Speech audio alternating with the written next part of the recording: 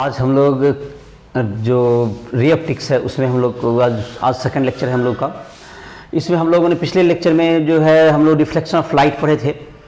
जो पीछे का लेक्चर देखना चाहता है जो कि क्लास 11, 12 इन समों का फिजिक्स, केमिस्ट्री, मैथ इन समों के लिए राइज ट्वेल्व ऐप को प्ले स्टोर से डाउनलोड करके उसमें सारे हमारे लेक्चर्स और तुमको उसके अलावा जेईई मेंस, एडवांस, नीट इन सबों के प्रिपरेशन जो कर रहे हो स्टूडेंट, उसके लिए जो तुमको ऑब्जेक्टिव सब्जेक्टिव क्वेश्चंस है, इसके अलावा पर्सनल तुमको कोई पोर्शन में दिक्कत हो रहा हो, कोई न्यूमेरिकल नहीं बन रहा हो, कुछ कंसेप्ट को समझने में परेशानी हो रही हो, फिजिक्स, केमिस्ट्री या मैथ किसी में भी, तो वह हमसे जो है राइज ट्वेल्व ऐप के माध्यम से संपर्क कर सकता है और जो भी उसे परेशानी होगी, जो भी दिक्कत आ रहा है उसका समाधान किया जाएगा।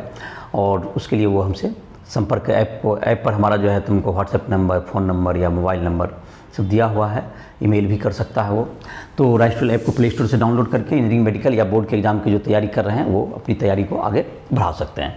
तो आज के लेक्चर में हम लोग जो है रे ऑप्टिक्स में है कुछ जो पिछले लेक्चर में हम लोग स्फेरिकल सरफेस से रिफ्लेक्शन पढ़े थे, तो मिरर फार्मूला वगैरह भी हम लोगों ने पढ़ा था। तो उस पर जो 3-4 एग्जाम्पल दिए हुए हैं एनसीईआरटी बुक में, पहले उसको हम डील कर लेते हैं। तो हम लोग एस्ट्रोनॉम के बुक से भी क्वेश्चन जो रिफ्लेक्शन का है उसको बना सकते हो, जो स्टार्टिंग में ही दिया हुआ है ज्योमेट्रिकल ऑप्टिक्स, जिसे मैंने कहा था क्लास 11 का जो तुम्हारा बुक है, क्लास में जो फर्स्ट वॉल्यूम बुक है एस्ट्रोनॉम का, उसमें ही लाइट दिया हुआ है। तो उसमें ज्योमेट्रिकल ऑप्टिक्स के नाम से चैप्टर है, उसको तुम बना सकते हो। जहाँ दिक्कत होगा तुम हमसे संपर्क कर सकते हो राइज ट्वेल्व ऐप के माध्यम से। तो ये तुम्हारा है अभी जो हम लोग बताएंगे। तो पहले देख लेते हैं एनसीईआरटी का जो कुछ एग्जाम्पल है उसकी चर्चा हम लोग कर लेते हैं। एनसीईआरटी एग्जाम्पल 9.1 की चर्चा करते हैं। इसमें यह कहा गया, ये थियोरेटिकल टाइप का क्वेश्चन है। इसमें है कि तुमको अगर कोई कन्वेक्स कनकेव मिरर हो या कन्वेक्स कोई भी मिरर हो, इसे कन्वेक्स कनकेव मिरर की चर्चा की गई है, इसका अगर हाफ पोर्शन को ये अगर किसी ऑब्जेक्ट का इमेज बनाता हो, यहाँ ऑब्जेक्ट है, इसका इमेज फॉर्मेशन करना हो, तो इसका जो हाफ पोर्शन है इसको ब्लैक मतलब ओपेक शीट से इसका हाफ पार्ट को क्या कर दिया जाए, इसको ओपेक शीट से ढक दिया जाए। ओपेक मतलब जिससे कि आर पार दिखाई नहीं पड़ता, इसको कोई कपड़ा वगैरह से क्या कर दिया गया, ढक दिया गया। तो जो इमेज है उस पर क्या फ़र्क पड़ेगा, तो इमेज का क्या फ़र्क पड़ेगा। तो इमेज के बारे में जैसा कि तुम्हारा इसके इमेज का जहाँ तक है, लाइट तो मैंने कहा था कि इमेज का फॉर्मेशन के लिए कुछ लोग को ये लग सकता है कि इमेज जो है तुमको क्या होगा, आधा ही बनेगा, लेकिन ऐसा होगा कि इसमें देखो लाइट को इमेज का फॉर्मेशन के लिए दो रे अगर इस मिरर पर लाएंगे और रिफ्लेक्शन के बाद वह जहां कटेगा या कटता हुआ एपियर होगा वहां पर उसका इमेज बन जाएगा। इससे 2 रे हम लोग लेंगे, यहाँ से निकला एक रे और एक रे तुमको यहाँ से निकलेगा, कहीं से भी 2 रे यहाँ इस पार्ट पर तो अगर रे आएगा तो वो रिफ्लेक्ट नहीं हो पाएगा क्योंकि ओपेक है, लेकिन इसका इमेज तो कंप्लीट बन जाएगा, इमेज कंप्लीट बनेगा, लेकिन यहाँ पर जो ढक दिए तो इसके कारण रिफ्लेक्शन नहीं हो पाएगा। तो जो इमेज का जो कि शार्पनेस होगा, मतलब उसकी ब्राइटनेस कह सकते हो, वो कम हो जाएगी। तो इमेज का जो तुम्हारा होगा, चूंकि रे तो जब 2 रे मतलब जितना अधिक रे आएगा जो इमेज फॉर्मेशन में जितना भाग लेगा उसकी ब्राइटनेस क्या हो जाएगी, ब्राइटनेस मतलब उतना बेहतर होती है। और यहाँ पर एरिया घट गया रिफ्लेक्टिंग सरफेस का, लेकिन कर्वेचर तो सेम ही है सब जगह का। तो क्या हुआ इसका मतलब कि ब्राइटनेस ऑफ इमेज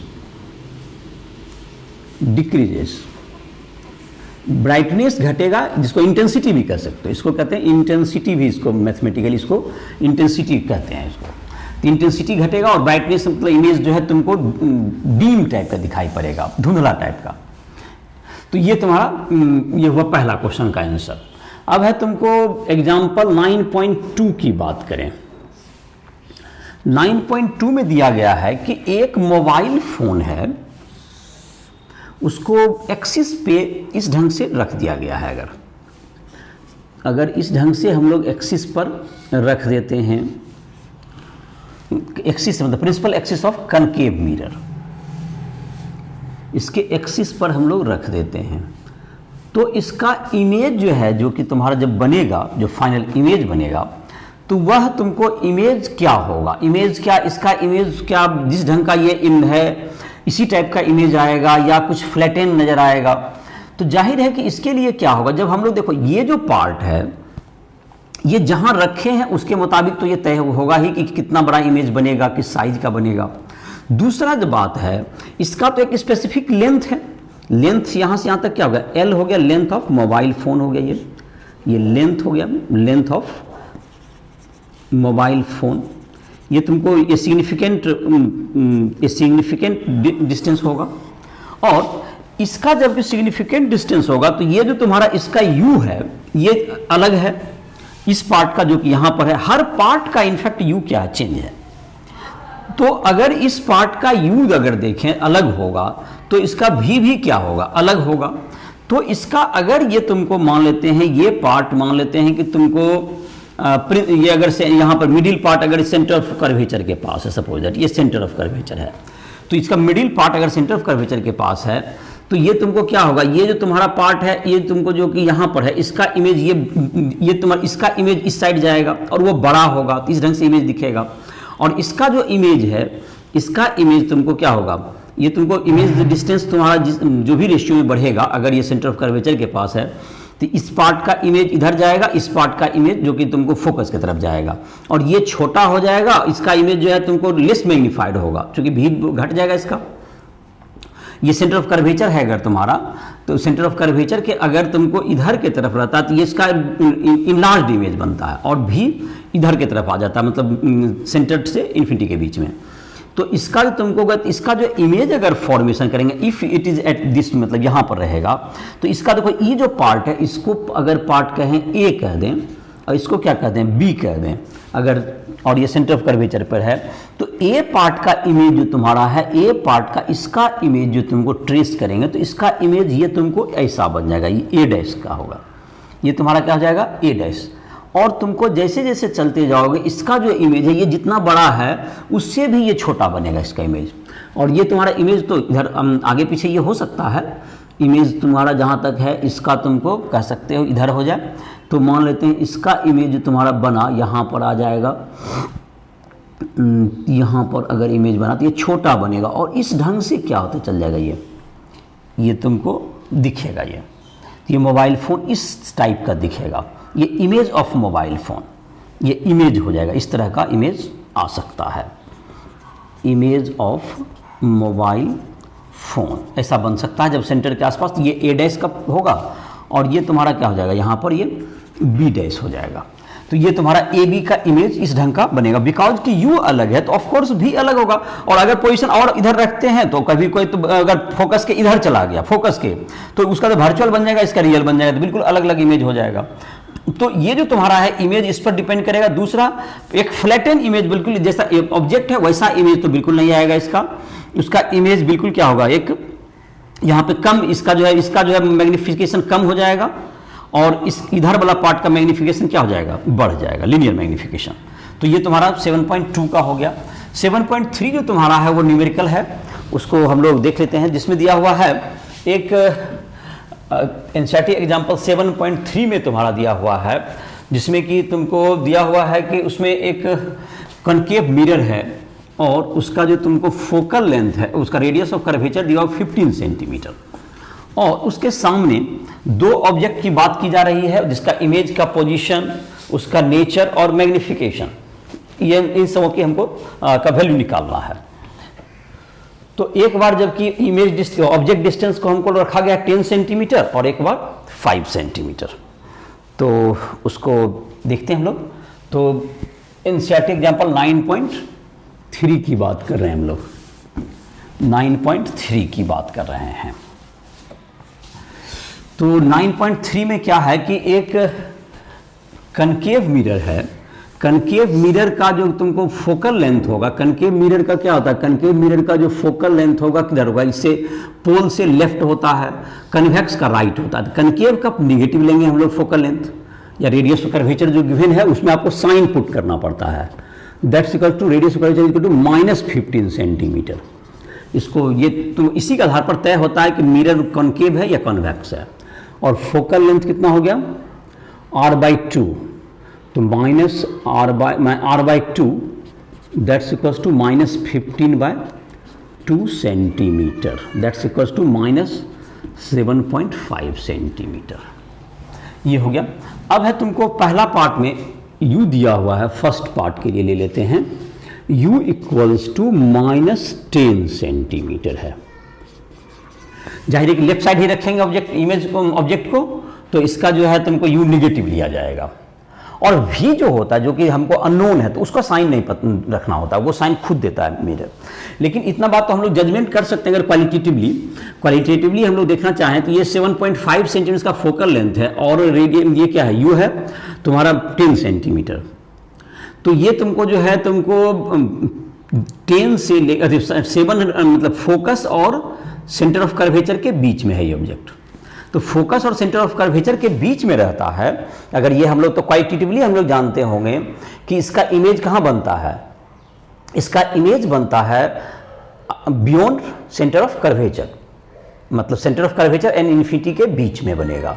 इसका मतलब इसका जो कि v आना चाहिए माइनस में आना चाहिए और centre of curvature that is -15 से ज़्यादा आना चाहिए और इसका इमेज मैग्नीफाइड होता है। ये सब हमको क्वालिटेटिवली हमको पहले से पता होना चाहिए है। तो हम लोग जब आंसर को जब हम लोग सॉल्व करेंगे न्यूमेरिकली, अगर कुछ रॉन्ग हो जाएगा तो उसको भी आप इस ढंग से क्या कर सकते हैं, डिटेक्ट कर सकते हैं।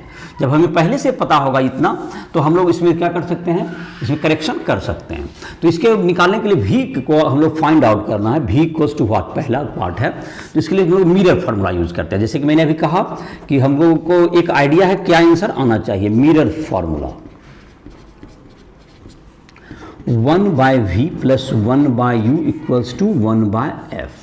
तो इसमें हम लोग को v जिसका वैल्यू निकालना होता है उसका साइन देने की आपको जरूरत, ये फार्मूला खुद साइन के साथ देगा। u जिसका है उसको आप साइन के साथ पुट करेंगे तभी पता चलेगा उसको कहाँ पर रखा हुआ है आपका ऑब्जेक्ट। और f जो है कैसा मिरर है उसको भी आप साइन के साथ देंगे। तो दैट इज -2/15, -2/15 माइनस साइन दिया गया बिकॉज कि इसका फोकल लेंथ लेफ्ट साइड है। इससे पता चल गया इस इक्वेशन को कि इसका जो मिरर है वो कनकेव मिरर है, ये इसको पता चल गया। और इसके बाद यहाँ पर आ जाएगा तो 1/v इक्वल्स टू क्या आ गया तुमको -2/15 और ये इधर जाके ये माइनस इधर जाके ये प्लस हो जाएगा 1/10। तो इसका एलसीएम आ गया 30। तो 30 ये -4 + 3 तो -1/30, -1/30 hence v equals to -30 centimetre. ये हो गया, इसका v निकल गया, ये इमेज डिस्टेंस निकल गया। ये v इक्वल्स टू -30/-30 हो गया, इसका इमेज डिस्टेंस हो गया -30 सेंटीमीटर। अब जहाँ तक कि इसका ये 30 एक्सपेक्टेड भी था, ये मतलब कि इमेज बनेगा किधर की ओर, मतलब जिधर ऑब्जेक्ट है और 30 सेंटीमीटर दूर, मतलब कि 15 से बोले थे कि centre of curvature and infinity के बीच, तो सेंटर ऑफ कर्वेचर 15 के ज़्यादा बना, ये सही है। और जहाँ तक कि इसका इमेज है इसका जो बना इसी साइड बना और इसका जो मैग्निफिकेशन होगा m बराबर लिख देते हैं, m का फॉर्मूला होता है magnification, linear magnification that's equal to -v/u। तो -v का वैल्यू कितना है यहाँ पर -30 centimetre by -10 centimetre that's equals to minus, तो 3 माइनस है तो 1 माइनस बचा तो -3 हो गया, दोनों यूनिट भी कट गया। तो मैग्निफिकेशन -3 का मतलब inverted and magnified, image are inverted, minus sign indicate कर रहा है इन्वर्टेड एंड 3 है मतलब 1 से बड़ा है तो एंड मैग्नीफाइड। ये इमेज ऐसा बनेगा और किधर बनेगा 30 centimetre from the pole, 30 centimetre from the mirror, 30 centimetre from the mirror towards the object. जिधर ऑब्जेक्ट है उधर ही बनेगा इसका इमेज पोजीशन। ये पोजीशन हुआ, ये पोजीशन ऑफ इमेज हो गया। ये तुमको जब 30 ये तुम्हारा है। और जहाँ तक कि रे डायग्राम से भी इस बात को अगर हम लोग कन्फर्म करना चाहते हैं तो हम लोग कर सकते हैं। रे डायग्राम इसका अगर हम लोग ड्रॉ करते हैं तो देखो इसका रे डायग्राम ड्रॉ करके देखते हैं इसका, ये भी हमको कुछ यही चीज़ इशारा करेगा, ये रे डायग्राम। तो ये जैसे तुम्हारा है ये है U। तो ये तुम्हारा 7.5 सेंटीमीटर है यहाँ पर। तो ये तुम्हारा मान लेते हैं फोकल लेंथ है 7.5 और ये तुम्हारा हो गया रेडियस ऑफ कर्वेचर हो गया 15 सेंटीमीटर। तो यहाँ पर तुमको रेडियस ऑफ कर्वेचर और यहाँ पर एक 10 सेंटीमीटर क्या रख दिया, इसके बीचों बीच एक ऑब्जेक्ट आप रख दीजिए। तो ये सेंटर ऑफ कर्वेचर पर है, तो इसको एक रे आप ऐसे पास कराइए। तो ये तुमको क्या होगा, ये जो रे है ये रे तुमको क्या हो जाएगा, ये इसी डायरेक्शन में रिटर्न बैक हो जाएगा। ये रिटर्न बैक हो गया जो सेंटर ऑफ कर्वेचर से पास किया। दूसरा एक तुमको रे जो कि तुमको क्या होगा, जो कि तुमको यहाँ पर से जाए जब पास करेगा, जो कि लेंगे पैरेलल टू, अगर प्रिंसिपल एक्सिस लेते हैं पैरेलल टू, अगर एक जो रे हो गया तुम्हारा, ये जो कि ऑब्जेक्ट है यहाँ पर तुमने लिया है, इसको अगर इससे यहाँ पर से क्या करें हम लोग, यहाँ से इसका प्रिंसिपल एक्सिस के यहाँ पैरेलल रे ले जाएंगे तो ये फोकस से पास कर जाएगा। तो दूसरा आप एक रफली इधर ले लीजिए। तो ये दोनों रे जहाँ पे जाके ये रिफ्लेक्शन के बाद ये जहाँ पे देखो कटता हुआ दिख रहा होगा, जहाँ पे जाके क्या होगा, ये कटेगा। ये जैसे ये लाइन को पीछे बढ़ाएंगे इस लाइन को, तो ये जहाँ पे जाके कटेगा, ये 30 सेंटीमीटर जाके यहाँ पर कटेगा। तो ये तुमको लगभग 3 गुना टाइप साइज का इमेज यहाँ पर बनना चाहिए। और ये देखिए ये ऑब्जेक्ट इन्वर्टेड है, उल्टा है। देखिए ये इसके तुलना में ये क्या है, इन्वर्टेड है और लगभग 3 टाइम्स का बनेगा। और डिस्टेंस भी देखिए ये क्या हो गया, तुमको इसके बियॉन्ड चला गया। तो रे डायग्राम ड्रॉ करने के लिए क्या करना है, 2 रे लेना है आपको। एक रे जो किसके लेना है, एक हमने ले लिया सेंटर ऑफ कर्वेचर जो पास कर रहा है, और इसको मतलब कि इधर एक पैरेलल टू प्रिंसिपल एक्सिस लिए जो कि फोकस से पास कर जाएगा। या कोई भी 2 रे ले सकते हैं, या जहां पोल पर दीजिए तो जो आई बराबर आर का पान करते इधर खींच दीजिए, जहां भी सब रे एक ही जगह पर कटेगा। तो रे डायग्राम ड्रॉ करना ऐसे क्वेश्चन का पार्ट नहीं था, क्वेश्चन का पार्ट तो यही था तुम्हारा। तो ये मैंने इसे समझाया कि वो तुमको रे डायग्राम से भी कर सकते हो, मतलब उसमें हम लोग को पता। दूसरा पार्ट इसका था जब u इक्वल टू है -5 सेंटीमीटर। तो जब -5 है तो ये कहाँ चला गया, इसके पोजीशन को अगर हम लोग पहले जज कर पाए तो ये बी पार्ट कर सकते हैं इसको। तो जो सेकेंड पार्ट है उसमें u दिया हुआ है तुमको, बी पार्ट में तुम्हारा क्या हो गया, जब u है -5 सेंटीमीटर। तो u जब -5 सेंटीमीटर होगा तो इसका इमेज कहाँ बनेगा, इसकी चर्चा करते हैं हम लोग। u इक्वल्स टू -5 सेंटीमीटर है तुम्हारा। u जब -5 होगा, बी पार्ट कह सकते हैं इसको। तो ये जो ऑब्जेक्ट हो गया, अगर हम लोग क्वालिटेटिवली अगर देखना चाहते हैं, u इक्वल्स टू -5 सेंटीमीटर। चलिए तो पहले निकाल ही लीजिए, उसके बाद उसको क्वालिटेटिव देखते हैं। या तो तुम्हें पता होगा ये कहाँ किसके किसके बीच चला गया, ये बीच फोकस के भी, फोकस और पोल के बीच चला गया। ये फोकस 7.5 सेंटीमीटर है और ये 5 ही है। तो ये पोल और फोकस के बीच गया। तो पोल और फोकस के बीच में कैसा इमेज बनता है, ये तुमको बनता है इन वर्चुअल, इरेक्ट और मैग्नीफाइड इमेज, और अपोजिट टू दी मतलब जिधर ऑब्जेक्ट है उसके अपोजिट साइड बनता है। तो जैसे कि इसको हम लोग देख के निकाल के देखते हैं, देखो शायद आ जाएगा तुम्हें। मिरर फार्मूला, ये मिरर फार्मूला हमने यूज किया। तो 1/v निकालना, इसमें साइन पुट नहीं होगा, लेकिन u में तुमको साइन पुट होगा, और f में भी तुमको ये कनकेव कन्वेक्स को जानने के लिए साइन पुट करना होगा आपको। और दैट्स इक्वल टू क्या होगा, 1/v इक्वल टू -2/15, और तुमको हो गया ये +1/5। ठीक है, तो ये 15 हो गया, 15 सेंटीमीटर ये तुम्हारा क्या हो गया, एलसीएम हो गया। 1/5 था ये, तो ये तुम्हारा क्या हो जाएगा, ये तुमको -2 और +3 दैट इज 15 सेंटीमीटर। तो v इज इक्वल टू क्या हो गया, 1/v इज इक्वल टू 1/15, इसलिए v इक्वल टू 15 सेंटीमीटर। ये प्लस में आ गया, +15। तो मतलब क्या हुआ तुम्हारा, मतलब opposite side to the, opposite हो गया तुम्हारा, जो कि मतलब राइट साइड जिसको कह सकते हैं। अभी लेफ्ट में अगर ऑब्जेक्ट है, अपोजिट टू दी, जिधर ऑब्जेक्ट है उसके अपोजिट साइड आएगा। मैंने प्लस साइन का मतलब यही हुआ। और जहाँ तक मैग्नीफिकेशन की बात है उसको देख लेते हैं हम लोग। m बराबर क्या होता है, -v/u। इसका मैग्नीफिकेशन देखते हैं कैसा इमेज आएगा, पता चल जाएगा। ये v है पॉजिटिव इस बार 15 सेंटीमीटर में, और u है -5 सेंटीमीटर, तो ये आ गया +3। तो ये तुम्हारा क्या, मैग्नीफाइड तो 3 है मतलब कि, और प्लस है मतलब कि erect and magnified, erect and magnified. और ये तुम्हारा बच गया कहते हैं बिहाइंड द मिरर, ये बिहाइंड द मिरर बना, behind the mirror, behind the mirror, कितना दूर पर, 15 सेंटीमीटर पर। जहाँ तक ये तुम्हारा फोकस और पोल के बीच में होता है तो वर्चुअल एक ही पोजीशन होता है कनकेव मिरर में, जहाँ पे वर्चुअल इमेज बनता है वो होता है जब फोकस और पोल के बीच में। वर्चुअल और क्या होगा तुम्हारा, वर्चुअल का मतलब वहाँ पर ये कटेगा नहीं बल्कि कटता हुआ एपियर होगा। जैसे देखिए इसका रे डायग्राम से हम लोग देखें तो तुम बनाओगे तो बिल्कुल तुमको दिखेगा कि ये तुमको नहीं कटेगा। ये जैसे देखिए इस ढंग का है तुम्हारा। अगर ये ऑब्जेक्ट आ गया 5 सेंटीमीटर पर और फोकल लेंथ यहाँ है तो इस पर जब 2 रे ले जाएंगे, इसको एक रे ले जाएंगे जब यहाँ से पैरेलल टू प्रिंसिपल एक्सिस, तो ये तुमको जब कटेगा ये तुमको यहाँ जाके आएगा, ऐसे जाएगा। और दूसरा जो ले जाएंगे सेंटर ऑफ कर्वेचर से जो कि गुजारेंगे इस ढंग से, तो ये तुमको ये दोनों रे जो तुम्हारा होगा ये तुमको इधर नहीं जा करके, ये रिफ्लेक्शन के बाद ये तुमको अगर ये पीछे बढ़ाएंगे तब ये जाके कटता हुआ एपियर होगा। ये जो तुम्हारा है ये तुम्हारा किधर जाके कटेगा, ये तुम्हारा जब ये जो रिफ्लेक्टेड रे है ये पीछे बढ़ाने पर ये कटता हुआ एपियर होगा और यहाँ पर जाकर के क्या बनेगा, इसका वर्चुअल इमेज बनेगा। इधर जाने पर ये तुमको फैल रहा है दोनों, तो अब कटेगा नहीं, तो ये तुम्हारा यहाँ पे वर्चुअल इमेज बन जाता है। जाकर के तुम रे डायग्राम को अपने से प्रैक्टिस करोगे तुम्हारा बिल्कुल बन जाएगा। जो 15 सेंटीमीटर जिससे मैग्नीफाइड भी दिख ही रहा है, तो इस केस में यही होता है तुम्हारा इमेज का। अब तुम्हारा जो है ये तुमको 9.3 का हो गया दोनों केस में।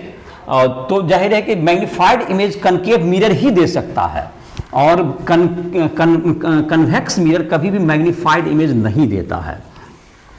और ये 2 केस में मैग्नीफाइड इमेज देता है, एक जब फोकस और पोल के बीच में रखें या ऑब्जेक्ट को फोकस और सेंटर ऑफ कर्वेचर के बीच में रखें तो ये मैग्नीफाइड। एक बार रियल होता है वो मैग्नीफाइड जो होता है जो पोल और फोकस के बीच में वर्चुअल होगा और पोल और सेंटर ऑफ कर्वेचर के बीच में ये रियल होता है, रियल एंड मैग्नीफाइड। तो ये तुम्हारा हो गया 9.3 का। अब है 9.4 में जो दिया हुआ तुम्हारा एग्जाम्पल, उसमें है कि एक जो कि दौड़ रहा है कोई आदमी, कार का जो साइड व्यू मिरर वगैरह होता है वो सब होता है तुमको कन्वेक्स होता है। NCERT example 9.4।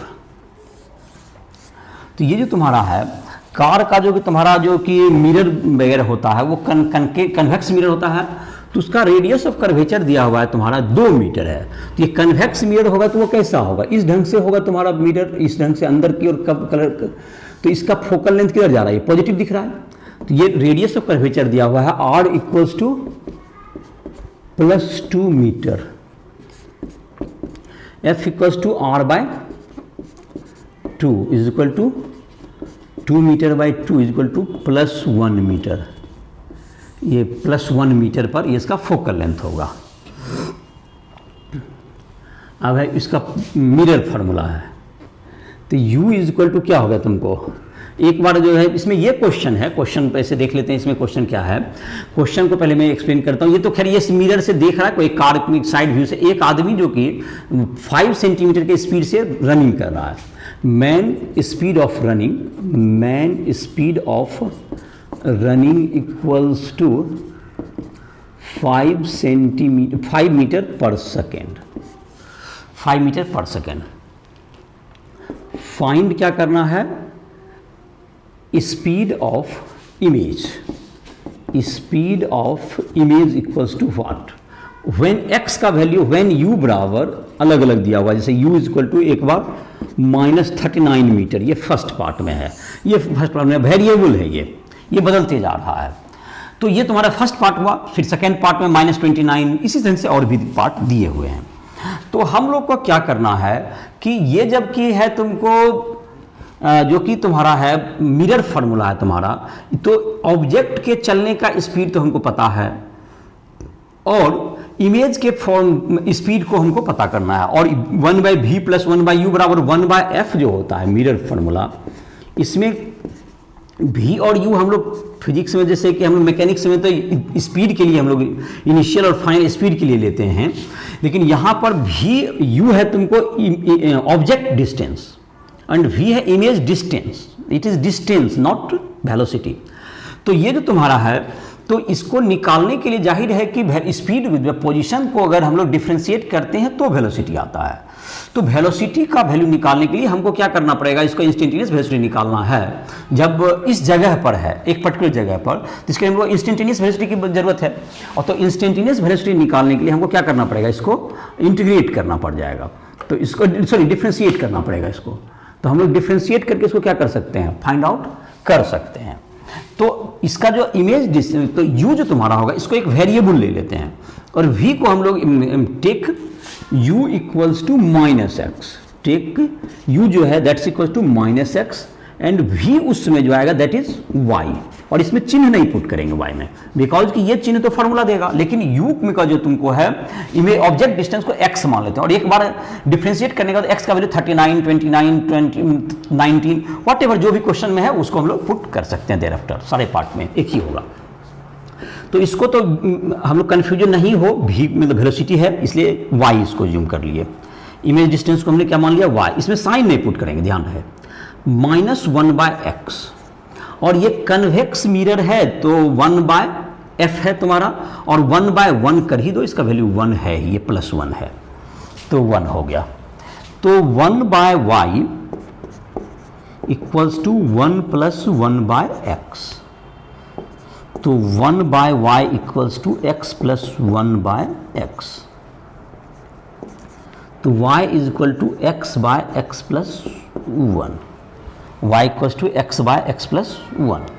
तो dy/dt क्या हो जाएगा, dy/dt u/v लगा देगा।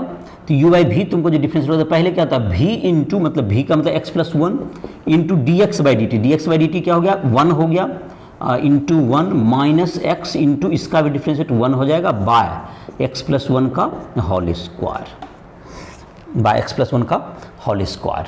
तो into dx/dt, into dx/dt time के रेस्पेक्ट में कर रहे हैं, ये x के रेस्पेक्ट में डिफ्रेंशिएट किया, और उसके बाद क्या हो गया तुमको, ये टाइम के रेस्पेक्ट में फिर करना था, तो टाइम के रेस्पेक्ट में तो dx/dt। तो ये तुम्हारा हो गया dy/dt, जो तुम्हारा हो गया, ये dy/dt का जो एक्सप्रेशन आ गया यहाँ मैं लिख देता हूँ।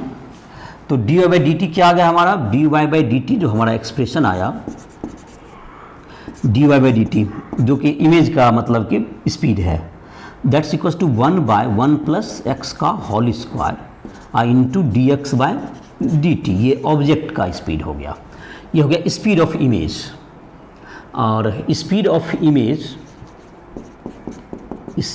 Image dy/dt when x is equal to 39 metre, 39 metre. तो ये लिख लेते हैं, dy/dt बराबर क्या आ जाएगा, dy/dt बराबर 1/39 + 1 का होल स्क्वायर इंटू 5 मीटर, ये दिया हुआ 5 मीटर पर second, that is equal to 5/1600 metre पर second. It is very very less, ये बहुत कम चलता हुआ दिखेगा, ये मतलब काफ़ी कम स्पीड रहेगा। इसी प्रकार second part x is equal to कितना है तुम्हारा 29 मीटर, x इक्वल टू आप 29 मीटर रखिए, तो भी dy/dt क्या आ जाएगा तुमको 5/900 मीटर पर सेकेंड, ये तुम्हारा आ जाएगा। सिमिलरली आप कोई भी पुट कर देंगे, आपका वैल्यू आ जाएगा। तुम्हारा जैसे बुक में जो सॉल्व किया हुआ है वो अप्रोक्सीमेट सॉल्यूशन किया हुआ है, तुम्हारे बुक में डिफ्रेंशिएट के बजाय वह तुमको क्या किया गया है, एक बार u का वैल्यू 39 ले लिया, एक बार 1 सेकंड का इंटरवल ले लिया और उसमें 5 मीटर उसने माइनस कर दिया, तो फिर u का वैल्यू 34 ले लिया, और इस प्रकार से वो क्या करे, दोनों को माइनस करके, दोनों का v2 - v1 करके उसका इमेज का कितना हुआ वेरिएबल उसमें शिफ्ट करके निकाला गया है। तो वो एक अप्रोक्सीमेट सॉल्यूशन देता है। ये तुम्हारा एग्जैक्ट सॉल्यूशन हुआ, ये तुम्हारा सॉल्यूशन एग्जैक्ट हो गया। तुमको क्या हुआ इसमें सब समझ लो। तो उसमें जो कन्वेक्स मिरर में देखोगे कि जो इमेज होता है वो बहुत कम शिफ्ट करता है, और ऑब्जेक्ट का जो शिफ्टिंग होता है वो ज़्यादा होता है। तो ये तुम्हारा हो गया, इसका स्पीड निकल गया, और इसका एपर्चर बड़ा होता है जिससे कि ये ज़्यादा एरिया को कवर करता है, इसलिए इसको क्या करते हैं हम लोग मिरर के रूप में, ये मतलब कि साइड व्यू मिरर के रूप में कन्वेक्स मिरर का यूज़ करते हैं। ये तुम्हारा था, इसका जो क्वेश्चन था जो कि 9.4 उसका चर्चा हो गया कि एनसीईआरटी का 4 एग्जाम्पल था। रिफ्लेक्शन पर दिया हुआ। अब तुमको एस टी के बुक से और एनसीईआरटी का जो बुक है तुमको, इससे तुम जो है क्वेश्चन है रिफ्लेक्शन के क्वेश्चन एस टी बुक में भी दिए हुए हैं, स्टार्ट में ही दिया हुआ है तुमको चैप्टर के, ज्योमेट्रिकल ऑप्टिक्स जो चैप्टर है उसमें भी तुम ट्रैक कर सकते हो। और जहाँ भी जो भी क्वेश्चन नहीं बन रहा हो वो हमसे तुम संपर्क करके पूछ सकते हो। अच्छे क्वेश्चन दिए हुए हैं, तो क्वेश्चन की भी चर्चा तो इस लेक्चर में ज़्यादा नहीं करेंगे। अब हम लोग देखते हैं रिफ्रैक्शन ऑफ लाइट की चर्चा करते हैं। तो इसको बनाने से, इस लेक्चर को देखने से पहले तुम रिफ्लेक्शन के क्वेश्चन जो एस बुक में है और एनसीईआरटी में है उसको तुम ट्रैक भी कर सकते हो।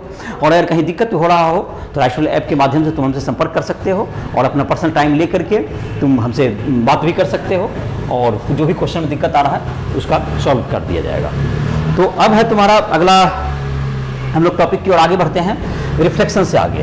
तो हम लोगों ने अभी तक कवर कर लिया प्लेन सरफेस रिफ्लेक्शन और स्फेरिकल सरफेस रिफ्लेक्शन। थ्योरी तो इसका हो गया और एनसीईआरटी के मैंने एग्जांपल ही बता दिए। क्वेश्चन से आपको प्रैक्टिस करने होते हैं और क्वेश्चन के कुछ टेक्निक होते हैं जो कि आपको क्वेश्चन में ही डिस्कस कर दिए किए जा सकते हैं और कुछ एग्जाम्पल्स वगैरह तो हमने दिए जो कि एनसीईआरटी के थे।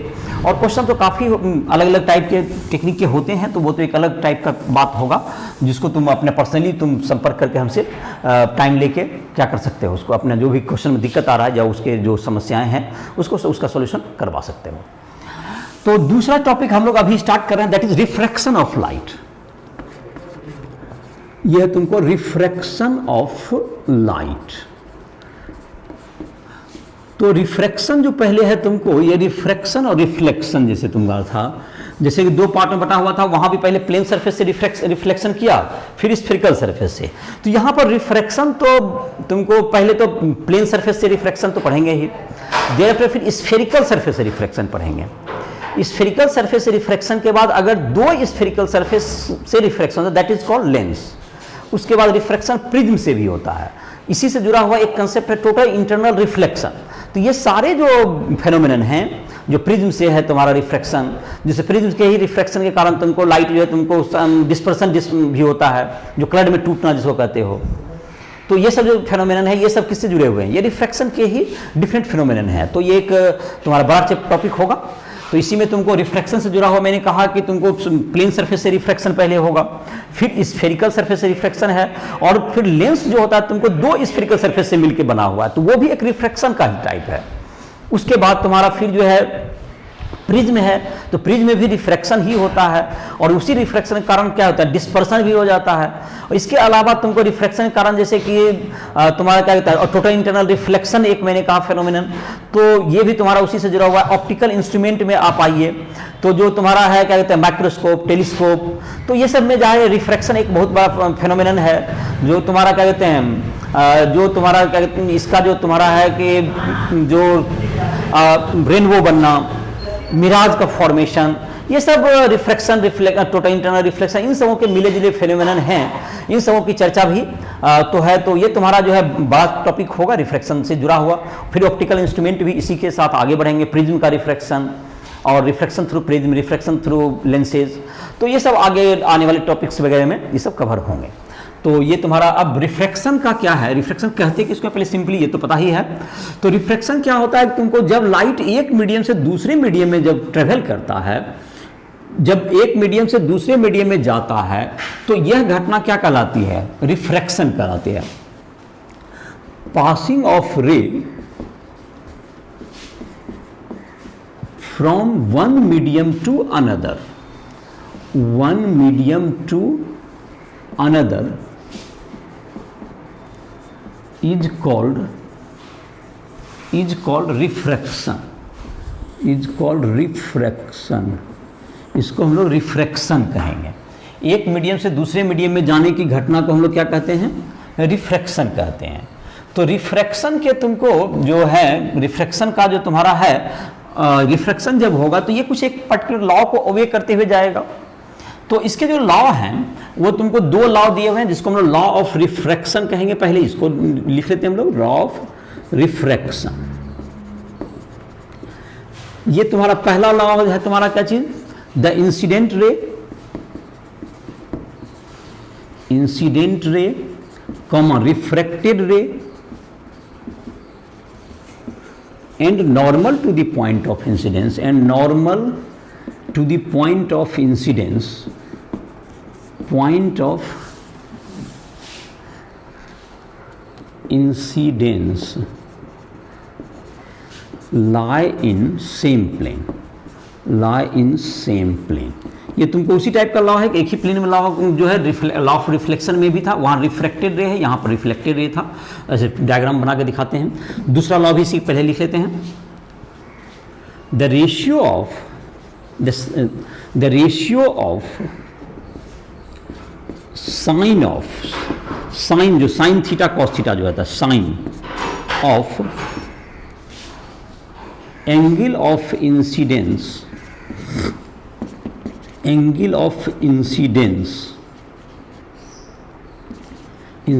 to the angle of refraction is constant। ये कांस्टेंट होता है। इसको हम लोग स्नेल्स लॉ के नाम से भी जानते हैं। इस लॉ को हम लोग, इस सेकेंड लॉ को हम लोग किस नाम से जानते हैं? Snell's law. ये साइंटिस्ट जिन्होंने ये लॉ को बनाने में हेल्प किया है उन्हीं के नाम पर ये है। तो ये तुम्हारा अगर डायग्राम ये देखना चाहें तो अगर तुमको ये तुम्हारा रिफ्रैक्टिंग सरफेस है, ये तुम्हारा आई हो गया, ये तुम्हारा रिफ्रैक्टिंग रे मतलब इंसिडेंट रे हुआ, और ये नॉर्मल हो गया तुम्हारा ये। तो यहाँ पर जब लाइट जाएगा तो ये लाइट यहाँ पर से जो है स्ट्रेट लाइन यहाँ पर नहीं जा करके ये तुमको बेंड कर जाएगा। और ये बेंडिंग दो तरह का होता है, या तो टुवार्ड्स द नॉर्मल या अवे फ्रॉम द नॉर्मल। तो ये अकॉर्डिंगली हम लोग अभी देखेंगे। तो ये तुम्हारा हो गया, ये हो गया एंगल ऑफ इंसिडेंस हो गया आई, ये हो गया एंगल ऑफ इंसिडेंस, ये एंगल ऑफ इंसिडेंस जो किसके किसके बीच में रहा है? ये इंसिडेंट रे है, इंसिडेंट रे, और ये है तुम्हारा रिफ्रैक्टेड रे, ये हो गया रिफ्रैक्टेड रे। और ये जो होगा पॉइंट ऑफ, ये normal to the point of incidence, ये लाइन है तुमको परपेंडिकुलर है यहाँ पर, normal to the point of incidence, ये तुम्हारा है normal to the point of incidence. ये तुमको ये तीनों जो है एक प्लेन में होगा, एक ही बोर्ड पर है तो तुम्हारा यही होगा। दूसरा जो ये एंगल है आई और आर, एंगल ऑफ इंसिडेंस, और एंगल ऑफ ये आर क्या हो गया तुमको? Angle of refraction, angle of refraction. तो ये जो तुम्हारा होता है sine i by sine r जो होगा ये कांस्टेंट होगा, और ये कांस्टेंट तुमको जो कहलाता है दैट इज कॉल्ड, ये जो कांस्टेंट होता है इसको हम लोग कहते हैं रिफ्रैक्टिव इंडेक्स ऑफ मीडियम 2। ये मीडियम 2 अगर फर्स्ट मीडियम से आ रहा है, इसको पहला मीडियम को मीडियम 1 कहें, इधर को इसको दो मीडियम है यहाँ पर, जहाँ पे बेंडिंग ऑफ लाइट हो गया यहाँ पर। तो ये बेंडिंग ऑफ लाइट जो है तुम्हारा दैट इज रिफ्रैक्शन हो गया यहाँ पर, जब ये सरफेस जब दूसरा मीडियम में गया तो पहला मीडियम, ये तुमको मीडियम बदलने से होता है। ये तुम्हारा मीडियम 1 है, इसको मीडियम 1 कह सकते हैं, इसको मीडियम 2 कहें। बाद में जो गया लाइट वो किस मीडियम में गया? मीडियम 2 में गया, मतलब ray enter from medium 1 to medium 2। तो it is called refractive index, it is this constant का नाम होता है refractive index of medium 2 with respect to medium 1। एक इस कांस्टेंट का हम लोग नाम दे रहे हैं, इस कांस्टेंट को हम लोग क्या कहेंगे? Sine i by sine r जो कांस्टेंट है इसको हम लोग कहेंगे refractive index, refractive index of medium 2। ध्यान रहे पहले मीडियम 2 जिसमें लाइट गया विद रेस्पेक्ट टू मीडियम 1। तो मीडियम 2 के का जो है रिफ्रैक्टिव इंडेक्स मीडियम 1 के रेस्पेक्ट में, मीडियम 2 का क्या कह सकते हैं, जो मीडियम 2 का जो तुम्हारा हो गया रिफ्रैक्टिव इंडेक्स मीडियम 1 के रेस्पेक्ट में। Sine i by sine r is equal to refractive index of medium 2 with respect to medium 1। तो sine i by sine r हो गया refractive index of medium 2 with respect to medium 1। ये हो गया तुम्हारा sine i by sine r का value, जिसको refractive index. और रिफ्रैक्टिव इंडेक्स जो होता है तुमको, इसको हम लोग इस ढंग से भी लिख सकते हैं। एक तुमको दोनों का रेशियो है, तो रिफ्रैक्टिव इंडेक्स को क्या लिख सकते हैं? तो sine i by sine r को हम लोग लिखते हैं म्यू टू 1, मतलब म्यू एक रिफ्रैक्टिव इंडेक्स के लिए सिंबल देते हैं। अगर रिफ्रैक्टिव इंडेक्स ऑफ मीडियम जो तुम्हारा हो गया उसको म्यू 2 और म्यू 1 से डिनोट करें तो हम लोग क्या लिख सकते हैं? इसको अगर हम लोग लिखना चाहें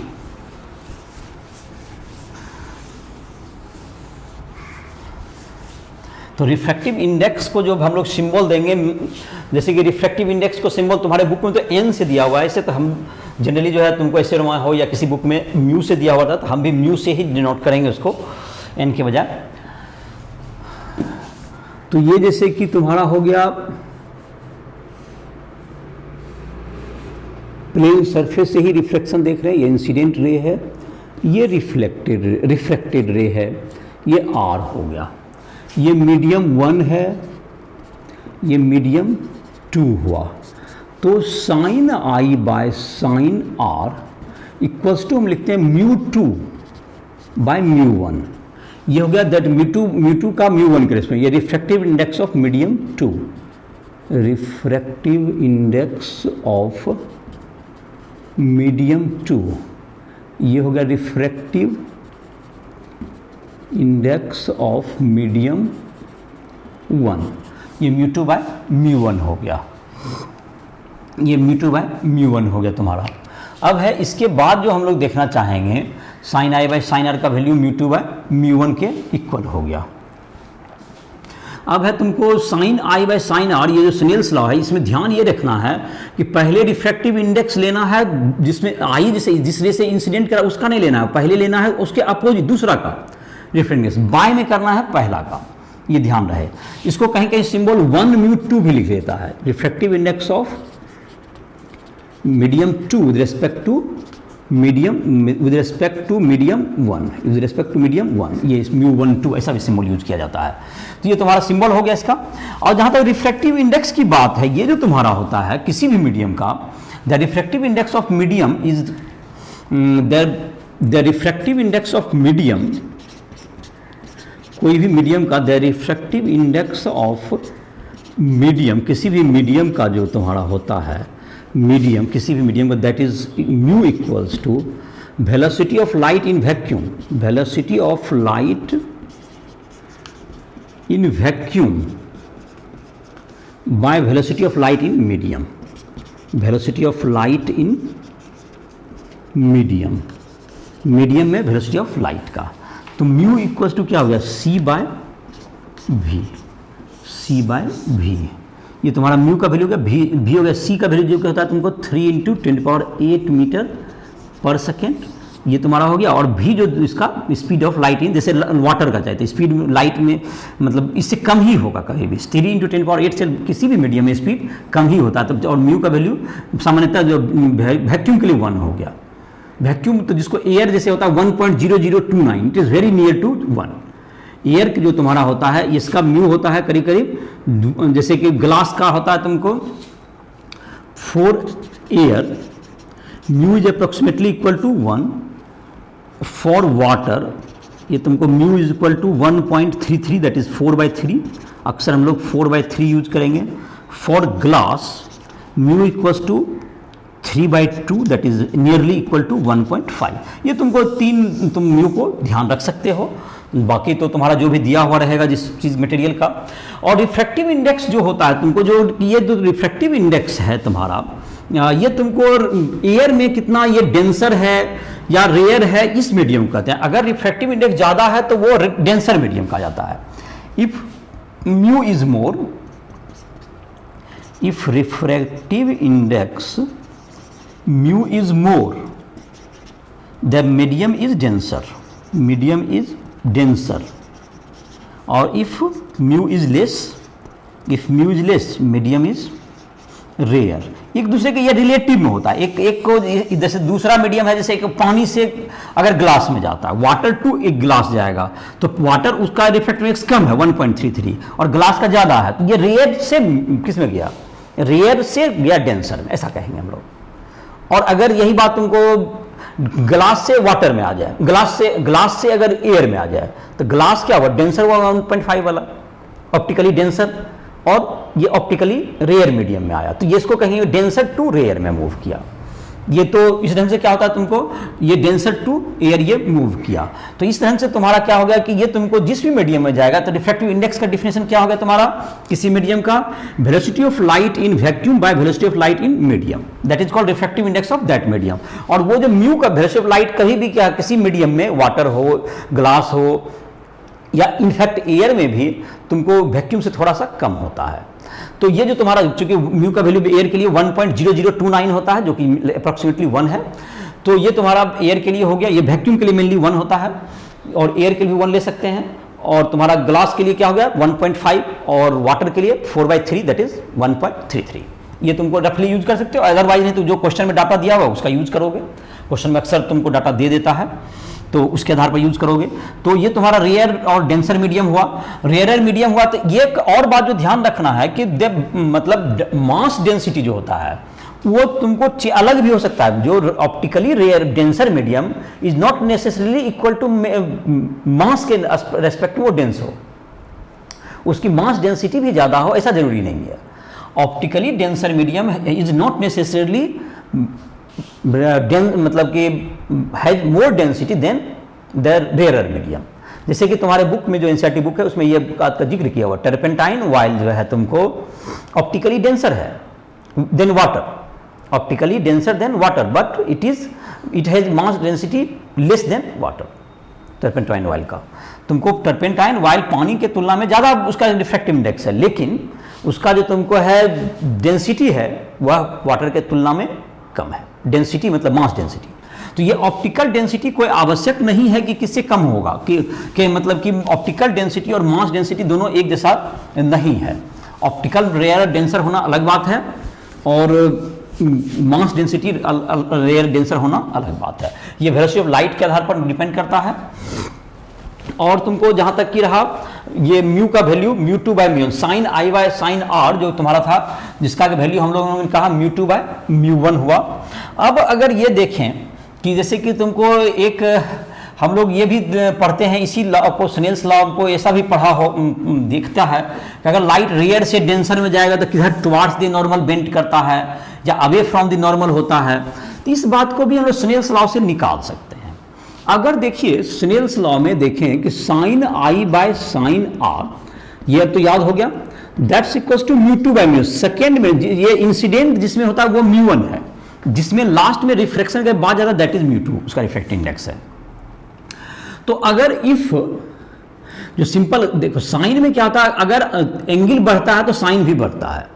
इंसिडेंट 0 से 90 के बीच में अगर एंगल राइज करेगा तो साइन थीटा का मान भी बढ़ता है, कॉस का मान घटता है, टेन भी बढ़ता है एंगल बढ़ने पर। जैसे 0 से 90 जैसे साइन 0 0 होता है, साइन 30 0.5, साइन 45 डिग्री 0.707, साइन 60 0.866, देखो बढ़ते जा रहा है। साइन 91 होता है, बढ़ते जाएगा जैसे जैसे साइन क्या होगा बढ़ेगा, लेकिन कॉस उल्टा चलेगा, डिक्रीज करेगा एंगल बढ़ने पर। तो यहां पर देख सकते हैं if mu two greater than mu one है तो if mu two greater than one, तो ये किससे गया तुमको म्यू टू मतलब गया तो पहले था ये तुमको ये क्या हुआ रेयर हुआ, एक छोटा है, रेयर टू डेंसर हो गया, ये रेयर टू डेंसर। तो आई आर में क्या रिलेशन होगा अगर ये देखें तो म्यू टू बड़ा है म्यू वन से, तो mu two by mu one क्या हो गया, mu two by mu one जो तुमको हो गया greater than one, mu two by mu one greater than one, that's equal to sine i by sine r होता है mu two by mu one का मतलब it is greater than one. This imply that i greater than r. अगर एक से बड़ा है तो आई बड़ा होगा, तभी तो बड़ा होने पर ही तो ये ज़्यादा हुआ है। आई बड़ा है आर से, तो आई बड़ा है आर से का मतलब अगर तुमको रेयर टू डेंसर गया है तो ये क्या हुआ, आई मतलब आर छोटा हो गया, तो ये मतलब क्या निकला कि ये तुमको नॉर्मल की ओर मुड़ गया, bend towards the normal. R छोटा कब होगा, बेंड टुवार्ड्स द नॉर्मल, ये रेयर टू डेंसर में हो गया, रेयर टू डेंसर में हो गया ये। अगर तुमको इसी में फिगर से भी दिखाते हैं इसको, अगर तुमको यहाँ पर रेयर टू डेंसर में गया मतलब कि अगर तुमको ये रेयर मीडियम है तो ये तुमको आई बड़ा होगा और ये आई बड़ा होगा और आर इसका क्या हो जाएगा, ये नॉर्मल के नज़दीक आ जाएगा, ये आर छोटा हो जाएगा, ये रेयर और ये डेंसर मीडियम में जाने पर ये आर छोटा हो जाएगा, ऐसा हुआ। और इसी का उल्टा हो जाएगा इफ म्यू टू तुम रेयर से डेंसर, अब म्यू वन को कर दो mu one greater then mu two, तो आई लेस देन आर हो जाएगा, आई लेस देन आर, तो आर बड़ा होना है तो क्या होगा तुमको away from the normal, away from the normal, away from the normal. तो ये तुम्हारा किस ढंग से हो गया, ये देखो इस ढंग से हो गया तुम्हारा, ये अवे फ्रॉम द नॉर्मल का मतलब हो गया ये आई है ऐसे, ये आई हो गया, तो ये तुमको और बड़ा हो जाएगा, ये ऐसे हो जाएगा, ये आर बहुत बड़ा हो जाएगा, ये तुम्हारा होगा डेंसर से रेयर में जाने पर ये आर बड़ा हो जाएगा। तो ये तुम्हारा हो गया इसका जो तो ये तुम्हारा रिफ्लेक्शन हो गया कि ये तुम्हारा अगर प्लेन सरफेस है तो रिफ्लेक्शन करेंगे, तो ये तुमको इस ढंग से क्या कर सकते हैं हम लोग, डेंसर टू रेयर में जाएगा तो क्या हो गया, आई टू से मतलब कि तुमको अगर बड़ा होगा, जबकि डेंसर से रेयर में आर बड़ा हो जाता है, और डेंसर मीडियम में जाता है तो वो घट जाता है, bend towards the normal, rare to denser bend towards the normal, और तुमको अगर रेयर से डेंसर में जाएगा तो टुवार्ड्स द नॉर्मल आएगा, और डेंसर से रेयर में जाएगा तो away from the normal, away from the normal. तो ये तुम्हारा हो गया ये लॉ ऑफ रिफ्रैक्शन का कुछ डिटेल्स हो गया, स्नेल्स लॉ वगैरह के बारे में चर्चा हो गई, और तुमको रिफ्रैक्टिव इंडेक्स का डिफिनेशन याद रखिएगा, velocity of light in vacuum by velocity of light in medium, और ध्यान रखिएगा स्नेल्स लॉ का यूज करने में कि जब जिस मीडियम से लाइट आ रहा है उसमें इंसिडेंट एंगल होता है, जिसमें जाता है उसमें रिफ्रैक्शन एंगल होता है, और जो कि हम लोग जब साइन ऑफ स्नेल्स लॉ लागू करते हैं तो किधर का हम लोग पहले लेते हैं, म्यू2 लेते हैं पहले, मतलब दूसरा मीडियम जो जिसमें गया है लाइट उसका पहले रिफ्रैक्टिव इंडेक्स लेंगे बाय फर्स्ट मीडियम का। अब जैसे कि तुमको इसमें अगर तुमको देखा जाए तो μ1 है तुमको सेकंड मीडियम, थर्ड मीडियम μ1 2, तो μ2 1, ये सब तुम जो सिंबल है उसको भी हमने चर्चा किया, और इसका जो क्वेश्चंस वगैरह है तुम इसका सामान्य जो क्वेश्चन होता है तुम इसको ट्राई कर सकते हो, सब क्वेश्चन तुम्हारे ये सब जो तुम्हारे एक्सरसाइज में ये सब दिए हुए हैं उसमें तुम ट्राई करोगे। अब हम लोग देख लेते हैं इसके साथ, जबकि नॉर्मल इंसिडेंस है, एक तो तुमको एक घटना होता है जिसको हम लोग कहते हैं लेटरल शिफ्ट, और एक होता है तुमको real depth apparent depth. Normal incidence में देखते हैं apparent depth and real depth देखते हैं पहले, चलिए real depth and apparent depth, apparent depth, apparent depth ये तुमको रिफ्रैक्शन के कारण लाइट जब बेंड कर जाता है, लाइट बेंड जब करता है तो ये जो चीज है तुम्हारा, उसके कारण हमको जो विजुअलाइजेशन में होता है, कोई ऑब्जेक्ट अगर तुमको अलग मीडियम से हम लोग देखते हैं तो उसका डेप्थ कहें या हाइट कहें वो डिफरेंट अपीयर होगा, जहां पर एक्चुअल से वो अलग अपीयर होता है, दैट इज कॉल्ड, उसका जो डेप्थ है वो चेंज हो गया। जैसे अगर एक बात जो तुमने सुना भी होगा, क्वाइन अगर हम लोग पानी में रख देते हैं, सामान्यतः याद होगा, क्वाइन को अगर पानी में रखते हैं तो ये सब सुना होगा कि या देखा होगा, ऑब्जर्व किया होगा कि वो अपने रियल जितना गहराई में है डेप्थ में, उससे वह ऊपर प्रतीत होता है, वह अपीयर होता है कि क्वाइन क्या है, ऊपर उठा हुआ है। ये तुमको एक ऑब्जर्वेशन है जो तुमने करके देखा भी होगा। और दूसरा जैसे तुमको ऑब्जर्वेशन तुम इसी ढंग से जैसे सेम फेनोमेनन है, अगर मछली को देखेंगे पानी में तो मछली हमको जहां है उससे ऊपर दिखाई पड़ेगा, अर्थात मछली को अगर पकड़ना है तो एक बात देख लिए कि जो कि तुमको टारगेट अगर तुमको दिखेगा ऊपर, तो टारगेट उस जहां दिख रहा है उससे थोड़ा नीचे करना होगा आपको, तभी आप उसको क्या कर सकते हैं, कैच कर सकते हैं, अदरवाइज नहीं तो वो नहीं पकड़ाएगा। क्योंकि मछली जहां रहेगा, अगर रहेगा नीचे ये इस उंगली के पास, तो ये दिखेगा, अगर आप ऊपर से एयर से देख रहे हैं, एयर मतलब रेयर मीडियम है और वाटर डेंसर मीडियम, तो ये ऊपर दिखता है। जैसे कि ये सब रे डायग्राम के द्वारा हम लोग इसको देख सकते हैं कैसे ये होता है, और उसके रेशियो उसके क्या होंगे, डेप्थ, अपरेंट डेप्थ और रियल डेप्थ के। तो रियल डेप्थ में जैसे तुम्हारा है, जैसे कि ये तुमको एक प्लेन सरफेस है, इसमें एक ऑब्जेक्ट मान लेते, पहले डेंसर मीडियम में ही ऑब्जेक्ट को रखिए, डेंसर मीडियम यहाँ नीचे ही रख दीजिए। चलिए जैसे पहले जैसे कि तुमको यहाँ पर एक ऑब्जेक्ट है, ये तुमको वाटर वगैरह है, ये रेयर डेंसर मीडियम है, ये डेंसर मीडियम है। इससे तुमको जो कि एक रे, ये तुमको ऑब्जेक्ट हो गया, जिसको हम लोग व्यू कर रहे हैं, ये ऑब्जेक्ट ओ, ये ऑब्जेक्ट ओ हो गया।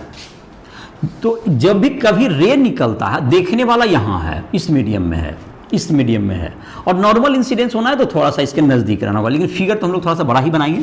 तो इससे जिसको व्यू करना है उसे कम से कम 2 रे निकालना पड़ता है, तो एक रे आप इसी के अलॉन्ग निकाल लीजिए नॉर्मल के, तो ये जिस 0 डिग्री से आ रहा है तो ये 0 डिग्री से चलते चला जाएगा। एक तो ये हो गया। दूसरा, एक रे लीजिए जो कि तुमको यहाँ पे निकला एक रे, तो ये एंगल हो गया आई, और ये है तुमको डेंसर, अगर है ये डेंसर मीडियम है, और ये तुमको रेयरर मीडियम है। तो अभी अब ध्यान रखिए, तो डेंसर से रेयरर में जाएगा तो ये bend away from the normal, तो ये तुमको इधर की ओर भाग जाएगा, अवे फ्रॉम द नॉर्मल इधर भागेगा, तो ये आर बड़ा होगा, आर बड़ा होगा आई से। तो अवे फ्रॉम द नॉर्मल हो गया। अब ये दोनों रे तो जाहिर है कि ये तुमको मिलता हुआ तो दिख नहीं रहा है, कहीं कहीं नहीं मिलेगा ये इधर, तो पीछे बढ़ाने पर ये मिलता हुआ एपियर होगा। ये पीछे बढ़ाने पर ये क्या होगा, इस रे को अगर हम लोग इधर बैक ट्रैक करेंगे तो यहाँ पर क्या होता है, ये कटता हुआ एपियर होगा ये, और यही तुम्हारा जहाँ पे कटता हुआ क्या होगा, ये एपियर होगा। ये जो एपियरेंस जहाँ पे होगा इसका, यही क्या है हमारा, यही पर इमेज बनेगा, यही है तुम्हारा एपरेंट इमेज, ये इमेज बन गया इसका, वर्चुअल इमेज कह सकते हैं, ये वर्चुअल इमेज बनाइए, वर्चुअल इमेज, चूंकि ये एक्चुअली में जो रिफ्लेक्टेड रे है वो कट नहीं रहा है बल्कि एपियर टू कट है, तो ये तुम्हारा वर्चुअल इमेज बन गया। तो अब जैसे यहाँ पर देखें, इस पॉइंट को अगर P मान लें, इस पॉइंट को अगर, तो OP तुम्हारा क्या हो गया, OP is real depth, OP इस फिगर में क्या हो गया, रियल डेप्थ है, और PI तुम्हारा क्या हो गया इसमें, जो एपरेंट डेप्थ हो गया ये। और ये तुमको अगर डेप्थ और हाइट भी कर सकते हैं इसको, हाइट अगर तुमको यहाँ पर देखें, जो भी तुम्हारा जो शब्द जनरली जो है डेप्थ के रूप में ही डिफाइन है, तो ये एपरेंट डेप्थ हो गया, ये वर्ड समझ में आ गया होगा। अब जहाँ तक है स्नेल्स लॉ के आधार पर हम लोग जो साइन आई और साइन आर का रिलेशन ला करके हम लोग इस दोनों में जो OP और PI में ये दोनों को रिलेशन भी हम लोग इस्टेब्लिश कर सकते हैं। और इंसिडेंट पॉइंट को हम क्या मान लेते हैं, Q मान लो, इस पॉइंट को क्या मान लेते हैं हम लोग, Q मान लेते हैं। आप चलिए इस पॉइंट को हम लोग Q एज्यूम कर लिए, तो एक ट्रायंगल तुम्हारा बन जाएगा, ट्रायंगल OPQ या ट्रायंगल PQI, ये दो ट्रायंगल हमारे पास बना हुआ है। इसमें देखो, इस ट्रायंगल में अगर हम लोग आते हैं तो ये जो तुम्हारा है ये I है, तो ये अल्टरनेट एंगल तुम्हारा क्या हो जाएगा, R हो जाएगा। और इसी तरह से ये जो तुम्हारा अगर ट्रायंगल PQI में आएंगे तो ये तुम्हारा क्या हो जाएगा, ये तुम्हारा नॉर्मल से जो एंगल बनेगा ये तुम्हारा R है, तो ये तुमको क्या हो गया, तुम्हारा ये जो नॉर्मल से जो तुम्हारा एंगल बना ये तुम्हारा I है, तो ये वाला एंगल I हो गया।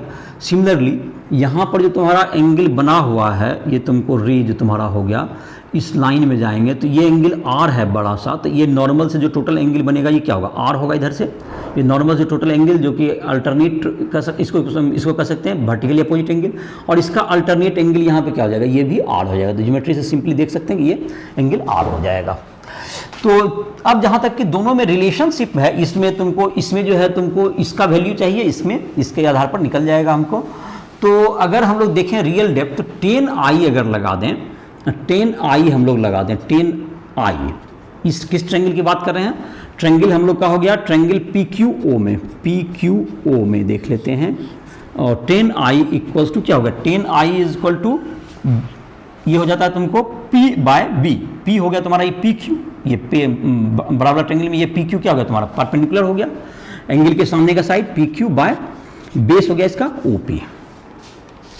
और ट्रायंगल PQI में देखिए, PQI में 10R क्या होगा तुमको, PQ/PI, इसका भी यही हो गया।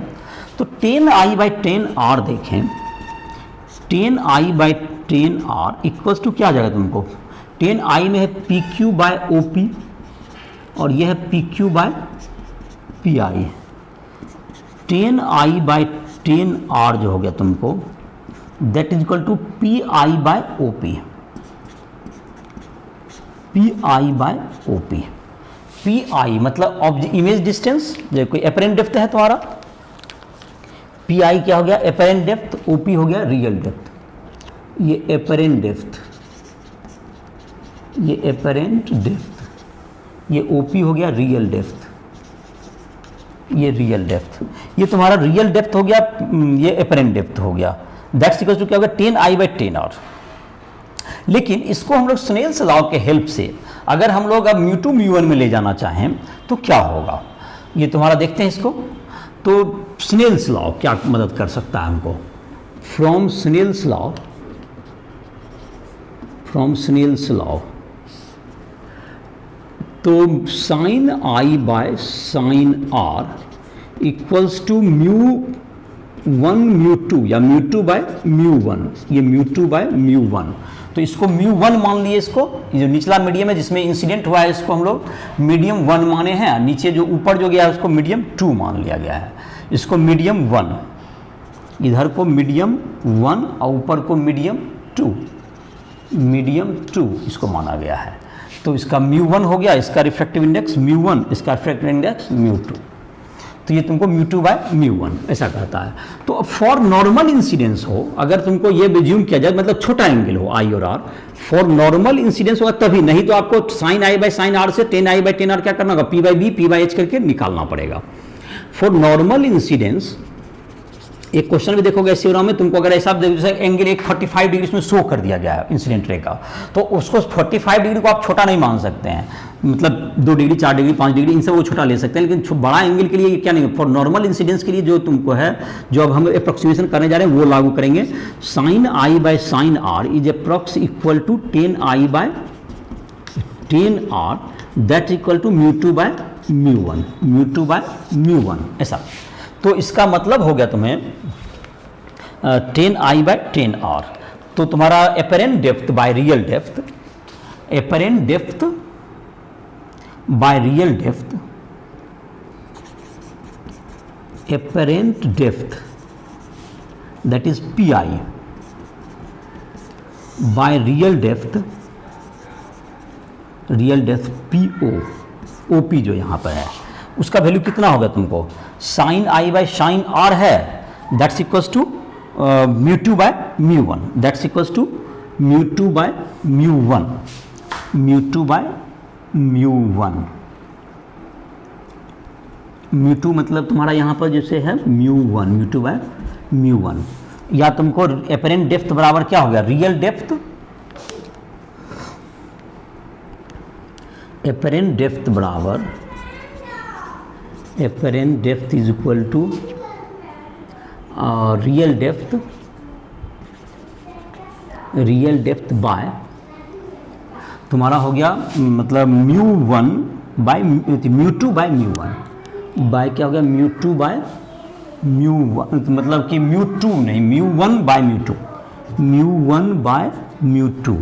अगर इफ हम लोग अगर देख रहे हैं एयर से, if μ2 is equal to air, जहाँ पर जो पर्सन जिसमें है, इफ μ2 इज इक्वल टू 1, तो एपरेंट डेप्थ क्या होगा तुम्हारा, apparent depth is equal to real depth by mu हो गया तुम्हारा जिस मीडियम में ऑब्जेक्ट मीडियम, ये ऑब्जेक्ट इसमें है जिस मीडियम, ऑब्जेक्ट मीडियम उससे भाग दे दीजिए जिसमें, और दूसरा क्या होगा तुमको, अगर एयर से देख रहे हैं तो सीधा ऑब्जेक्ट जिस मीडियम में रखना है उससे क्या कर दीजिए, उसके रिफ्रैक्टिव इंडेक्स से डिवाइड कर दीजिए, एयर से देख रहे हैं तो। और अगर मान लेते हैं ये तुम्हारा क्या होगा, जिसलिए रियल डेप्थ कम होता है कभी भी, तो म्यू से तुम्हारा जो है म्यू एयर के रिस्पेक्ट में क्या होगा, ज़्यादा ही होगा म्यू, तो उससे अगर डिवाइड करें तो एपरेंट डेप्थ निकल जाएगा। लेकिन अगर हम लोग एयर से देखें और मतलब पानी से देखें और कोई चिड़िया को देखें, तो उसमें क्या होगा, उसका एपरेंट डेप्थ या हाइट का दें वो ज़्यादा दिखेगा। अगर हम लोग डेंसर मीडियम से देखेंगे, क्योंकि यहाँ पर μ2 μ1 जस्ट पलट जाएगा, कौन बड़ा है वो उसके आधार पर चेंज हो जाएगा। तो इसका लेकिन एक बात हमेशा जो ध्यान रहेगा, ये जो आई में तुमको ये दोनों रे को आई में प्रवेश करना चाहिए, तो ये बहुत ज़्यादा दूर रहेगा तो आई में ऐसे भी प्रवेश नहीं करेगा। तो इन जनरली ये तुमको जो है ये क्या होता है, ये नॉर्मल इंसिडेंस का ही केस होता है। तो ये तुम्हारा क्या होगा, और नॉर्मल इंसिडेंस अगर करेंगे तुमको सामने आके देखेंगे तो कोई कहेगा कि नहीं हम यहाँ से देखना चाहेंगे, तो ऑफकोर्स वो 10 आई बाय 10 आर को sine i by sine r नहीं लिख पाएगा। तो उसके आधार पर तुमको जो डेरिवेशन है फिर मैथमेटिकली वहाँ पर डेरिवेशन अपना मैथमेटिक्स कुछ दिक्कत नहीं है, sine i by sine r से 10 आई बाय 10 आर निकाला जा सकता है बिल्कुल, p by h p by b ये सब करके, और उसमें यहाँ पुट करके निकाल लेगा वैल्यू। तो ये आगे का जो फॉर्मूला है वो वैलिड नहीं हो पाएगा। सेल्स लॉ के कारण जो कि हम लोग जो अप्रोक्सीमेट किए 10 आई बाई 10 सेल्स लॉ भी वैलिड है किसी भी एंगल के लिए, but sine i by sine r और इक्वल टू 10 आई बाई 10 ये वैलिड नहीं होगा बड़ा एंगल के लिए। ये नॉर्मल इंसिडेंस मतलब जब एंगल आई और वगैरह बहुत छोटा हो तब के लिए होता है ये। तो रियल तो क्या फार्मूला क्या माइंड में आया कि एपरेंट डेप्थ निकालना है, जो कि हम लोग अगर रेयर मीडियम जो कि एयर से अगर हैं तो उसका एपरेंट डेप्थ कम होगा, तो आप समझ जाइएगा कि उसमें डिवाइड कर देना है। और अगर हम लोग पहले से ही है डेंसर मीडियम में और रेयर मीडियम में ऑब्जेक्ट होगा तो मल्टीप्लाई करना पड़ेगा, रिफ्रैक्टिव ज़्यादा बड़ा होगा। इस बात को ध्यान में रखते हुए आप देख सकते हैं कि कब मल्टीप्लाई होगा या डिवाइड होगा। जैसे कि अगर नॉर्मल इंसिडेंस के केस में है, जैसे कि एक एग्जांपल से देखें, अगर एक पेपर वेट है, एक कोई यहाँ पर मान लेते हैं एक ग्लास दे दिया, एक ग्लास दे दिया, इसका थिकनेस है 2 सेंटीमीटर, इसका थिकनेस है 1.5 या 3 सेंटीमीटर, इसका थिकनेस है 3 सेंटीमीटर ग्लास का। ये ग्लास है, क्वेश्चन देखते हैं। ये तुम्हारा ग्लास है, यहाँ से कोई नॉर्मल विजुलाइज करे तो एक लेटर यहाँ पर जो लिखा हुआ है, कोई भी ये तुमको पेपर वेट है, ये पेपर वेट है, इसके ग्लास का बना हुआ, यहाँ पर जो लेटर होगा ये कहाँ पर अपीयर होगा, ये अगर पूछ रहा है क्वेश्चन में, तो इसका क्या होगा। ये देखो, ये जो तुम्हारा अभी बोले, ये जो देखने वाला होगा कहाँ में है, ये देखने वाला जाहिर है कि ऊपर होगा, यहाँ एयर में है, ये एयर में है तुम्हारा, तो यहाँ से जो होगा तुमको नॉर्मली देख रहा है, अगर ये नॉर्मली देख रहा है तो हम लोग फार्मूला यहाँ वैलिड होगा। तो फार्मूला वैलिड होगा तो एक बात तो तय है कि ये तुमको रेयर मीडियम या डेंसर मीडियम में है। तो जो एपरेंट डेप्थ आने वाला है वो क्या आएगा, ये जो 3 सेंटीमीटर जो डेप्थ है उससे कम आएगा, क्योंकि डेंसर मीडियम में ये ऑब्जेक्ट रखा हुआ है, डेंसर मीडियम के थ्रू देख रहा है। तो ये जो तुम्हारा रियल डेप्थ, जो एपरेंट डेप्थ है, डायरेक्ट फार्मूला लागू करेंगे यहाँ पर, apparent depth is equal to real depth by mu. तो म्यू तुम्हारा एक एयर है ही, तो म्यू डायरेक्ट मेरा काम कर जाएगा, दैट्स 3 सेंटीमीटर, और म्यू का वैल्यू ग्लास के लिए लगभग 1.5 होता है, तो ये तुमको 2 सेंटीमीटर दिखेगा। तो जो 2 हो गया तुमको इससे कम भी आ गया, तो इसे डिवाइड करेंगे। अब यही काम अगर कहेगा कि ये तुमको अगर कोई आदमी यहाँ से देखता और यहाँ पर को देखता, तो ये भी तुमको क्या होगा, ये तुमको जबकि अगर ग्लास के थ्रू देखेगा, ग्लास के, तो एपरेंट डेप्थ जो तुम्हारा है, जहां पर ये आदमी क्या है, रेयर मीडियम में है और ये डेंसर मीडियम में देख रहा है, तो उसका एपरेंट डेप्थ कम होगा। अगर वो ग्लास के अंदर से कोई देखे बाहर एयर में, तो वो डेप्थ ज्यादा दिखाई पड़ेगा, ग्लास के अंदर से बाहर देखेगा, जो कि जनरली सामान्यतः ये तो ग्लास के अंदर जनरली क्वेश्चन होता नहीं है, तो ये डेप्थ तुमको ये हो गया। लेकिन जैसे कि अब पानी के अंदर जा करके कोई देखता है किसी ऑब्जेक्ट को पानी में घुस करके, तो वो ज़्यादा डेप्थ दिखेगा, तो उसमें मल्टीप्लाई करेंगे, तो इसके आधार पर तुमको कब मल्टीप्लाई करना, डिवाइड करना है, उसके रिलेटिव में तुमको पता चल जाएगा। तो ये तुम्हारा एक, अब जैसे एक से ज्यादा मीडियम हो जाए, जैसे कि एक से ज्यादा थिकनेस हो जाए, जैसे कि एक मीडियम के बाद दूसरा आ जाए, दूसरा के बाद तीसरा आ जाए, जैसे कि एक मीडियम है एपरेंट थिकनेस, ये T1 है, थिकनेस का है मीडियम, इसका रिफ्लेक्टिव μ1 है, इसके नीचे है फिर तुमको T2 थिकनेस का है, ये μ2 है, ये T2 थिकनेस का है, इसी तरह से सो ऑन। तो यहाँ से जो इसका यहाँ पर जो देखेगा कोई, तो इसका एपरेंट डेप्थ क्या होगा, apparent depth is equal to T1 by μ1 plus T2 by μ2 plus T3 by μ3, जितना मीडियम है उसको जोड़ दीजिए। मतलब इसके थ्रू नॉर्मल इंसिडेंस करेंगे तो पहले इसके थ्रू देखा T1 बाय μ1 ये दिखेगा ऑप्टिकल पाथ, इसका T2 बाय μ2 दिखेगा। और जहां तक कि तुमको रहा एक, तुमको जो बॉक्स में जो दिया हुआ है लेटरल शिफ्ट देख लेते हैं। लेटरल शिफ्ट में क्या था तुमको लेटरल शिफ्ट में ये है तुमको कि लेटरल शिफ्ट कहता किसको है, ये देख लेते हैं ये वर्ड, ये तुम्हारा जैसे एपरेंट डेप्थ, रियल डेप्थ, और ये बात ध्यान रखेगा, ये जो फार्मूला लागू करेंगे real depth is equal to apparent depth is equal to real depth by mu, या जो भी मल्टीप्लाई हो जाएगा, अगर आप उल्टा देखते हैं तो मतलब डेंसर से रेयर में देखते हैं तो मल्टीप्लाई हो जाएगा। तो ये तभी वैलिड होगा जब आपका नॉर्मल इंसिडेंस का केस होगा, मतलब एंगल छोटे होंगे। अगर एंगल आई को बड़ा कर दे, कोई 30 डिग्री कर दे, 45 डिग्री, देन आप इस रूप में फार्मूला नहीं लागू कर पाएंगे। आप sine i by sine Snell's law के आधार पर 10 आई बाई 10 आप कैलकुलेट करेंगे, उसके आधार आगे बढ़ाएंगे जो मैथमेटिकली। तो ये तुम्हारा हो गया। अभी हम चर्चा कर रहे थे एक लेटरल शिफ्ट का। ये जो तुम्हारा लाइट, जो कि लेटरल शिफ्ट जो होता है, तुमको ग्लास वगैरह लाइट को, रे को लेटरली शिफ्ट कर देता है, ऐसा कह रहे हैं। मतलब क्या होता है, एक वर्ड होता है कि ये ग्लास जो है तुमको क्या कर देता है, जो रे को लेटरल शिफ्ट कर देता है।